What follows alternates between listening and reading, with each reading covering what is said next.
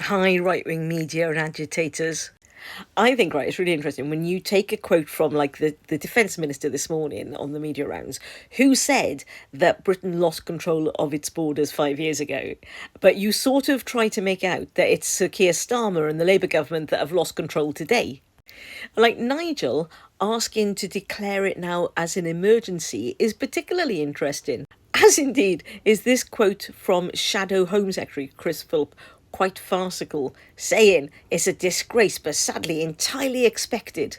And of course, it was expected, Chris. That wasn't a lie. Because in your leaked recording when you were in the government, you admitted that the Tories realised that Brexit was going to create this crisis, but you did nothing about it. And who could forget Nigel saying, vote Brexit, keep control of our borders? In fact, he went so far as to say that Brexit would be the safest and the most efficient way and the safest way of protecting our borders. Whilst behind doors, they all knew that it was going to create a bigger problem. So if our country is in peril, Nigel, it's of your making. So absolutely, a large amount of people yesterday. But where were the calls for an emergency to be declared, or indeed for a general election to be called, when the numbers were higher than this in previous years?